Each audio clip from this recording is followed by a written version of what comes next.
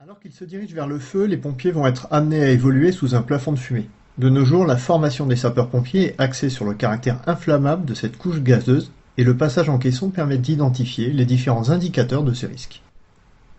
Une inflammabilité des fumées liée à trois facteurs. Dans un premier temps, la température, avec comme indicateur le comportement de la fumée. Voyez comment cette fumée semble stable et s'écouler de façon laminaire. Une accélération du feu va entraîner une ondulation et un écoulement turbulent, signe de chaleur.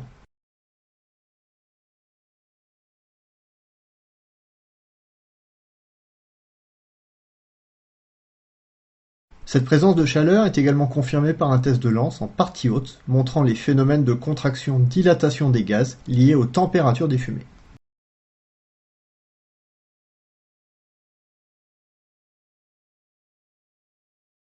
Des températures à 500 degrés vont permettre l'inflammation à coup sûr des fumées.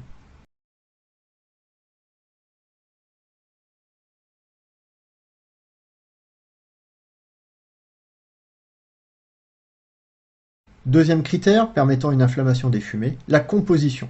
Voyez dans cet exemple, la porte a été fermée, le feu produit des gaz de pyrolyse, donc des gaz hautement inflammables dans la fumée.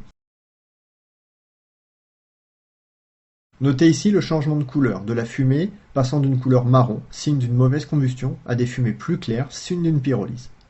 Dans cette vidéo, la chaleur est peu importante, mais l'ensemble des gaz sont hautement combustibles. L'approche d'une énergie d'activation va permettre le déclenchement d'un phénomène.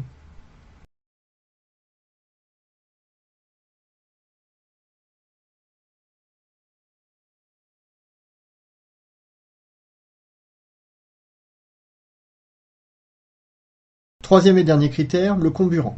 C'est bien l'apport d'oxygène qui, dans cette situation, va être l'élément déclencheur et permettre l'inflammation des fumées. Une inflammation plus ou moins rapide, plus ou moins violente, selon la proportion entre les gaz, l'air et la chaleur.